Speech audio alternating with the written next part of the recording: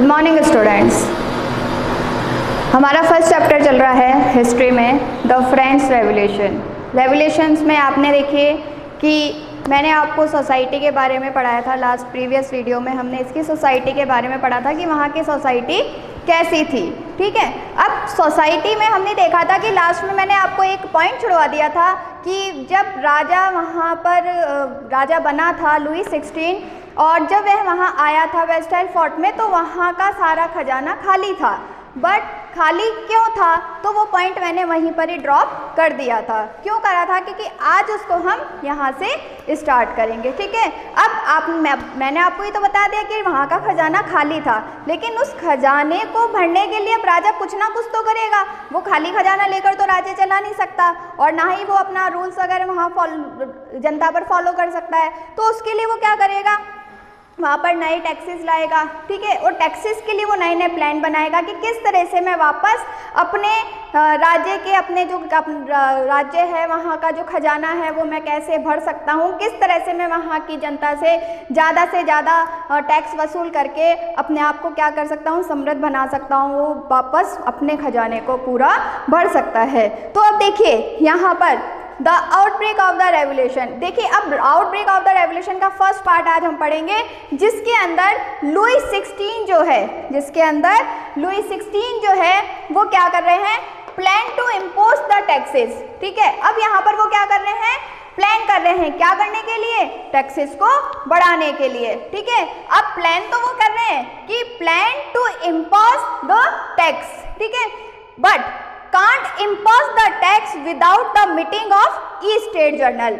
अब यहाँ पर सेकंड थिंग ये थी कि फर्स्ट तो ये था कि वह प्लान कर रहा है टैक्सेस बढ़ाने के लिए, बट उसके बाद वो भी एक क्या था, राजा भी क्या होता है, कुछ बंधनों में बंधा होता है, जिसके कारण वो कुछ जो रूल्स है वो एकदम से फॉलो नहीं कर सकता या वो लागू नहीं कर सकता है। तो वो क्या करेगा अब यहाँ पर, can't impose tax without the meeting of each state journal। अब यहाँ पर वो मीटिंग के बिना, कौन सी मीटिंग, ई स्टेट जर्नल की मीटिंग के बिना वो क्या नहीं कर सकता है, टैक्स को इम्पोज नहीं कर सकता है, क्योंकि वो भी कुछ, उसके पास भी कुछ बंधन में बंधा हुआ है, वो नहीं कर सकता है। क्यों?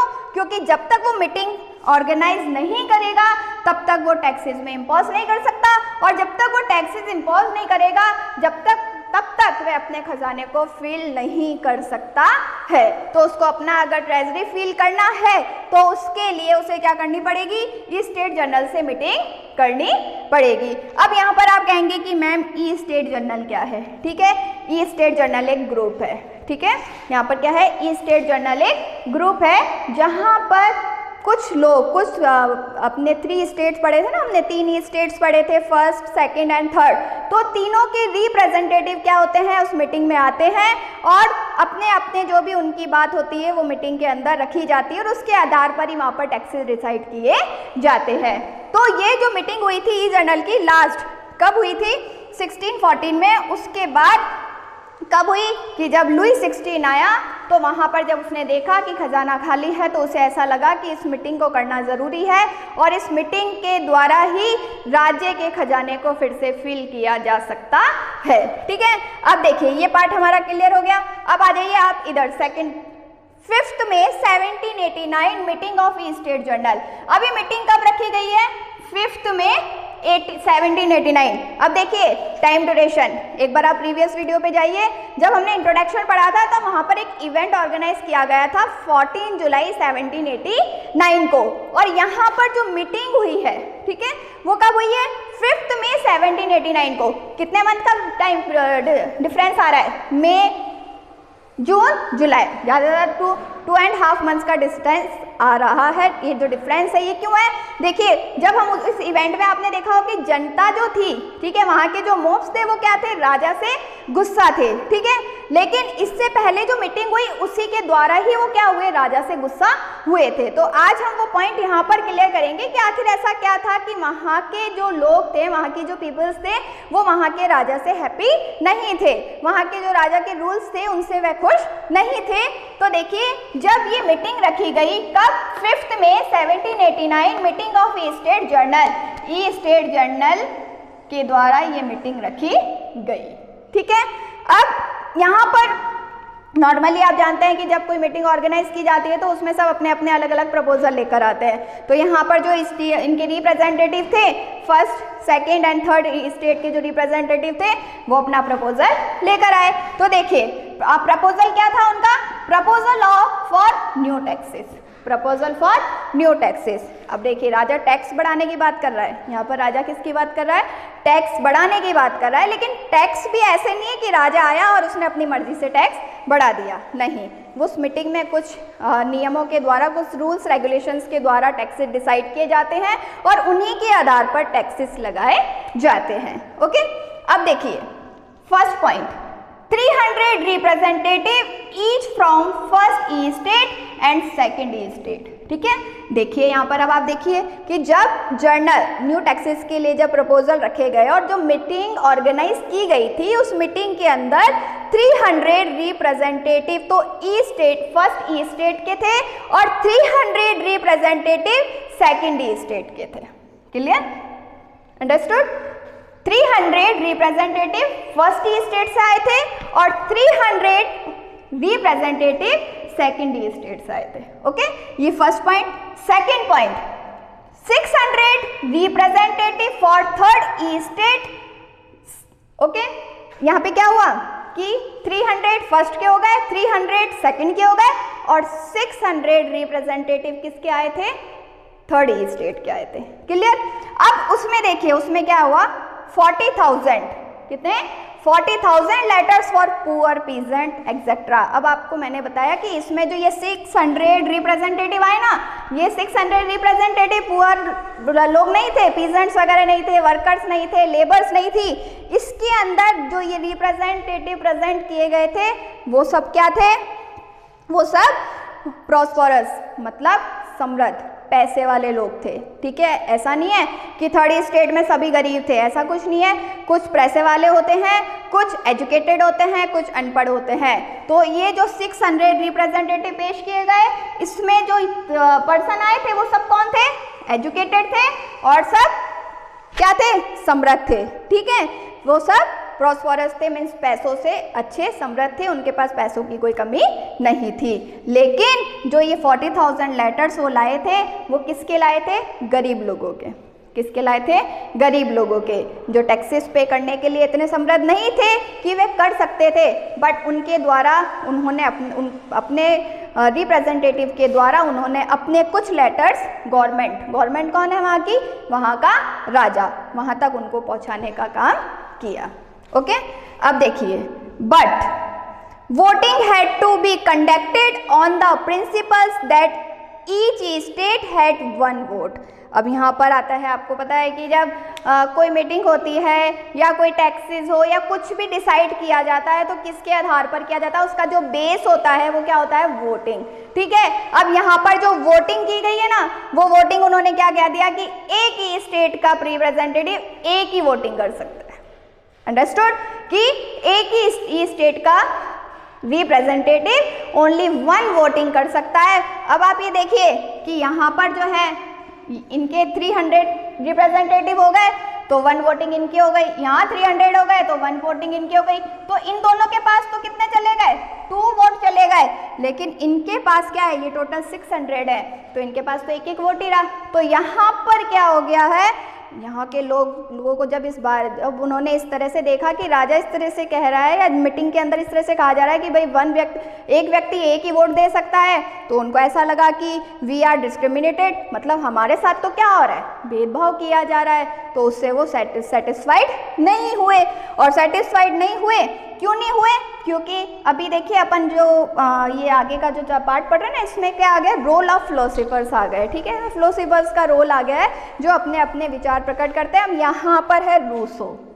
कौन है, रूसो। रूसो ने एक बुक लिखी, बुक का नाम है the social contract, the social contract. ठीक है, अब सोशल कॉन्ट्रैक्ट बुक में उन्होंने क्या लिखा है कि equal voting plus democratic government, कि वोटिंग क्या होनी चाहिए, इक्वल होनी चाहिए, और गवर्नमेंट कैसे होनी चाहिए, डेमोक्रेटिक होनी चाहिए। ठीक है, अब जब ये दोनों चीज़ें जनता को पता है कि हमारे साथ वोटिंग के द्वारा भेदभाव किया जा रहा है, डिस्क्रिमिनेट किया जा रहा है हमें, तो क्या होगा कि ऑफ कोर्स वहाँ के जो रिप्रेजेंटेटिव आए कौन से वाले, थर्ड स्टेट के, फर्स्ट और सेकंड वाले नहीं, थर्ड स्टेट के जो रिप्रेजेंटेटिव आए वो क्या होंगे, उससे सेटिस्फाइड नहीं होंगे और वो क्या कर देंगे, मना कर देंगे कि हम वोट नहीं देंगे। क्यों नहीं देंगे, क्योंकि हम सेटिस्फाइड नहीं है, हमारे साथ इक्वलिटी वाली वोटिंग नहीं हो रही है। तो यहाँ पर वो क्या कर रहे हैं, मना कर रहे हैं। किसके विचार के अनुसार, रूसो के विचार के अनुसार, ठीक है।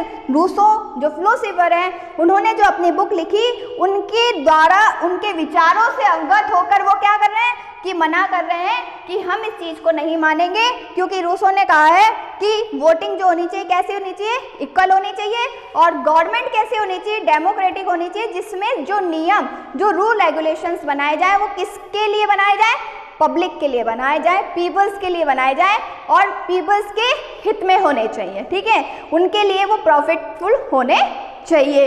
अब देखिए ये पॉइंट हमारा क्लियर हो गया। थर्ड, इधर आइए आप, डिमांड फॉर इक्वल वोटिंग। अब यहाँ पर जो कौन है, थर्ड ई स्टेट के लोग हैं, उन्होंने कह दिया कि उन्होंने डिमांड कर दी, किससे, राजा से। किससे करी, राजा से, क्योंकि रूल किसका है, राजा का। तो उन्होंने राजा से डिमांड करी कि हमें इक्वल वोटिंग चाहिए, अगर आप इक्वल वोटिंग देते हैं तो हम इस मीटिंग को आगे कंटिन्यू रखेंगे, नहीं तो हम इस स्टेट को क्या कर देंगे, बाइकआउट कर देंगे। बाइकआउट मीन्स वहां से बाहर निकल जाएंगे, ठीक है। King rejected the proposal. अब जब इस तरह की डिमांड थर्ड स्टेट के लोगों ने रखी तो किंग ने उसे क्या कर दिया, उनका जो प्रपोजल था, उनका जो प्रस्ताव था, उसे रिजेक्ट कर दिया, ठीक है। अब वो जब रिजेक्ट कर दिया तो वहां के जो थर्ड स्टेट के जो रिप्रेजेंटेटिव आए थे, 600, कितने आए थे, 600 रिप्रेजेंटेटिव आए थे, वो वहां से क्या हो गए, बाइकआउट हो गए, बाइकआउट हो गए। कौन सा, कहां से, जो ई स्टेट जर्नल की मीटिंग चल रही थी ना, वहां से वो बाहर आ गए।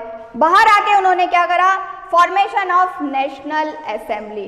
अब बाहर आए और वो कहाँ चले गए, टेनिस कोर्ट में। कहाँ चले गए, टेनिस कोर्ट में। अब आप मुझे कहेंगे कि मैम टेनिस कोर्ट क्या, वहाँ से बाहर आके वो टेनिस खेलने चले गए, नहीं, वो टेनिस खेलने नहीं गए, ये एक जगह है, वहाँ पर वो गए और वहाँ पर उन्होंने जाके क्या, वो कहते हैं ना अनशन पर बैठ जाना, ठीक है, धरना दे देना। तो यहाँ पर ये स्टेट के लोग जाकर टेनिस कोर्ट में बैठ गए और उन्होंने वहाँ जाकर नेशनल असेंबली का फॉर्मेशन बनाना तैयार कर दिया और उन्होंने ये कह दिया कि जब तक हमारी नेशनल असेंबली नहीं बनेगी तब तक हम इस कोर्ट से बाहर नहीं जाएंगे, जब तक हम इसे नहीं छोड़ेंगे, ठीक है। अब देखिए यहाँ पर नेशनल असेंबली, ठीक है, नाम है देखना स्टूडेंट्स, ये नाम होते हैं, जैसे ई स्टेट जर्नल एक ग्रुप है, ठीक है, उसमें कुछ रिप्रेजेंटेटिव प्रस्तुत किए जाते हैं और वहाँ पर जो भी गवर्नमेंट को कुछ डिसाइड करना होता है वो ग्रुप की वोटिंग के माध्यम से किया जाता है।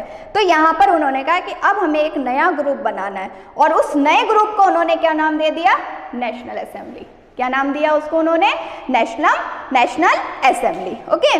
Drafting of new constitution. अब देखिए यहाँ पर बैठकर उन्होंने क्या कर दिया, एक नए संविधान, कॉन्स्टिट्यूशन का मीन्स तो आप जानते हैं संविधान, उन्होंने नए संविधान का ड्राफ्ट बनाना शुरू कर दिया जिसमें उन्होंने खुद के लिए अधिकार मांगे, जिसमें उन्होंने खुद के लिए अधिकार मांगे, ठीक है। अब यहाँ पर ये पार्ट खत्म हो जाता है हमारा कि यहाँ पर जो हम पढ़ रहे हैं ना, ये आउटब्रेक ऑफ द रेवोल्यूशन, ये क्यों हुआ था, क्योंकि राजा ने क्या करा, टैक्सेस बढ़ाना शुरू करा। टैक्सेस बढ़ाने के लिए उन्होंने मीटिंग ऑर्गेनाइज करी, उस मीटिंग के और मीटिंग ऑर्गेनाइज करने में जो उन्होंने रेगुलेशंस रखे थे वो थर्ड स्टेट के लोगों को मंजूर नहीं थे, तो उन्होंने उनका प्रपोजल क्या कर दिया, ठुकरा दिया। अब जब उन्होंने अपना प्रपोजल राजा के सामने रखा कि हमें क्या है, इक्वल वोटिंग दी जाए, तो राजा ने उनका प्रपोजल ठुकरा दिया। अब देखिए यहाँ पर जो थर्ड स्टेट के लोग थे उनका प्रपोजल तो राजा ने ठुकरा दिया और राजा का जो प्रपोजल था वो किसने ठुकरा दिया, थर्ड स्टेट के लोगों ने ठुकरा दिया। अब यहाँ पर जब दोनों पार्टी क्या हो जाएगी, एक दूसरे के अगेंस्ट होगी, तो क्या होगा, क्रांति होगी। क्या होगा, यहाँ पर क्रांति होगी, ठीक है। तो यहाँ पर उन्होंने एक नया न्यू कॉन्स्टिट्यूशन बनाना स्टार्ट कर दिया, ठीक है। अब देखिए, अब यहाँ पर दो नेम आ रहे हैं आपके पास, मीराबिऊ, एक नाम है आपके पास मीराबिऊ। अब मीराबिऊ में कौन आए थे, नोबल फैमिली पर्सन। अब देखिए, आप कहेंगे कि मैम नोबल फैमिली पर्सन तो already first state second state इनमें थे, बट ये इनके साथ क्यों जुड़े। कई बार क्या होता है कि नोबल फैमिलीज़ में भी कई लोग ऐसे होते हैं जो उनके रूल से सेटिस्फाइड नहीं होते। उनको ऐसा लगता है कि जो निम्न वर्ग के लोग हैं उनके साथ क्या किया जा रहा है, अन्याय किया जा रहा है, तो वो क्या करेंगे क्योंकि वो एजुकेटेड है, ठीक है। और कई जने क्या होता है, कई लोगों के मन में उनके प्रति दया की भावना आ जाती है। आज हम भी है, हमारे सामने अगर किसी गरीब किसान के साथ कोई अत्याचार किया जा रहा है, उसका शोषण किया जा रहा है, तो कुछ तो होंगे जो उसे खड़े खड़े क्या करेंगे, सिर्फ देखेंगे, लेकिन कुछ क्या होंगे, कुछ के लिए उसके लिए मन में दया आएगी तो वो उसके सपोर्ट में जाकर खड़े होंगे। तो इसी तरह का पार्ट यहाँ पर आता है कि मीरा व्यू एक ग्रुप बना जिसमें नोबल फैमिली पर्सन थे। वो कौन से पर्सन थे, जिनको थर्ड स्टेट के लोग जो पुअर थे उनके ऊपर दया आई और उन पर दया आने के कारण वे उनके सपोर्ट में जाकर खड़े हो गए, ठीक है। अब सेकंड आता है अब्बेसियस, ठीक है। अब्बेसियस जो थे वो थे एक फ्रेंच ऑथर, ठीक है। ऑथर आप जानते हो ना कि कई उनके मन में जो विचार होते हैं वो उसको लिखते हैं, प्रकट करते हैं। तो यहाँ पर एक फ्रेंच ऑथर है, उन्होंने भी क्या करा है, थर्ड स्टेट के सपोर्ट में वह खड़े हुए। तो अब देखिए, थर्ड स्टेट अकेला नहीं है, थर्ड स्टेट के साथ कौन जुड़ गया है, नोबल फैमिली के कुछ पर्सन भी जुड़ गए हैं और कुछ ऑथर्स वगैरह हैं वो भी जुड़ गए हैं। फिलोसफर्स तो वैसे ही आपको पता है दोनों पक्षों में होते हैं, उनको तो अपने विचार प्रकट करने होते हैं और वो जो उनके विचार अच्छे लगते हैं वो जो ग्रुप होता है वो उनको फॉलो करता है, ठीक है। तो इस तरह से क्या हुआ, ये एक नेशनल असेंबली का ड्राफ्ट तैयार किया जाने लगा, ठीक है। तो यहाँ पर हमारा ये टॉपिक क्लोज होता है, कंप्लीट होता है। अब देखिए, what is third state, what is third state. अब हम अगले जो नेक्स्ट वीडियो में आए ना, हम क्या पढ़ेंगे कि थर्ड स्टेट क्या है। थर्ड स्टेट क्या है मीन्स था, क्या है नहीं था, कि थर्ड स्टेट क्या है उस समय के अकॉर्डिंग, और व्हाट अबाउट सोसाइटी, और वहाँ की जो सोसाइटी थी उसके बारे में क्या विचार थे, कैसी थी वो सोसाइटी, क्या था उस सोसाइटी में, ठीक है। सोसाइटी तो हमें पता लग गई, लेकिन अब जो नेशनल असेंबली बनेगी उस नेशनल असेंबली के रूल रेगुलेशंस के अकॉर्डिंग जो कॉन्स्टिट्यूशन रेडी किया जाएगा, जो तैयार किया जाएगा, उसके अकॉर्डिंग जो सोसाइटी बनेगी वो कैसी होगी, वो क्या होगी, उसके बारे में हम नेक्स्ट वीडियो में पढ़ेंगे, ठीक है। अब यहाँ पर आपको पूरा ये फॉर्मेशन समझ में आ गया होगा। ये द आउटब्रेक ऑफ रेवोल्यूशन का फर्स्ट पार्ट है, ठीक है। इसके बाद हम पढ़ेंगे इसका सेकेंड पार्ट, जो मैं आपको नेक्स्ट वीडियो में बताऊंगी कि जब यहाँ पर न्यू कॉन्स्टिट्यूशन तैयार हुआ, उसका ड्राफ्ट तैयार हुआ, तो उसमें कौन कौन सी शर्तें रखी गई थी स्टेट के द्वारा, कि जो राजा ने उनकी मानी थी या नहीं मानी थी, और अगर राजा ने नहीं मानी तो फिर वहाँ के लोगों ने क्या किया, थर्ड स्टेट के लोगों ने फिर क्या किया। या तो अगर राजा ने उनकी बात मान ली होगी, ठीक है, ये कंफ्यूजन है, ये हमारे मन में एक विचार आ रहा है, लेकिन ये विचार हमारा नेक्स्ट वीडियो में क्लियर हो जाएगा कि जो न्यू कॉन्स्टिट्यूशन तैयार किया गया था वो राजा के द्वारा माना गया था या नहीं, और अगर माना नहीं गया था तो फिर वहाँ के लोगों ने क्या किया। तो ठीक है, यहाँ पर हम हमारा ये वीडियो कंप्लीट करते हैं। अगर आपको इस वीडियो से रिलेटेड कोई भी प्रॉब्लम हो, आपको कोई भी पॉइंट क्लियर नहीं हो रहा हो, तो आप डाउट में जाकर अपने ग्रुप जो हमारा ऐप है उसमें डाउट में जाकर आप लिख सकते हैं, ठीक है। इससे पहले भी एक डाउट आया था जब हमने इसका इंट्रोडक्शन पढ़ा था, तो उसमें भी एक स्टूडेंट का मेरे पास डाउट आया कि मैम उस समय जो ट्रूप्स थी वहाँ पर जो उसका रोम्योर फैलाया गया था, मतलब अफवाह फैलाई गई थी कि सेना आ रही है, लेकिन वो अफवाह आखिर वो थी क्या, मतलब वो क्यों किया गया था। ऐसा कुछ नहीं होता है कि कई बार क्या होता है कि कोई भी इवेंट होता है ना, तो राजा अपनी सिक्योरिटी और सेफ्टी के लिए बुलाता है, लेकिन कई लोग क्या होते हैं, कई बार एंटी पार्टीज होती हैं, तो वो क्या करती हैं, वो उस राजा की बात को क्या कर देती है, नेगेटिविटी में, पॉजिटिविटी में नहीं, नेगेटिविटी में जनता के सामने प्रस्तुत कर देती है। और जनता क्या होती है, पब्लिक जो होती है, वो बिना सोचे समझे कोई भी डिसीजन ले लेती है। तो वहाँ पर जो ये अफवाह फैलाई गई थी कि राजा ने वहाँ की जनता को नुकसान पहुँचाने के लिए ट्रूप्स बुलाई है, बट ऐसा नहीं था, उन्होंने अपनी सिक्योरिटी के लिए बुलाई थी। तो यहाँ पर ये पॉइंट मैंने क्लियर वैसे डाउट में कर दिया था, फिर भी अगर आपको कोई कन्फ्यूज़न हो तो आप डाउट में वापस डाल सकते हैं, आपका हर point to the point clear किया जाएगा। Okay, thank you.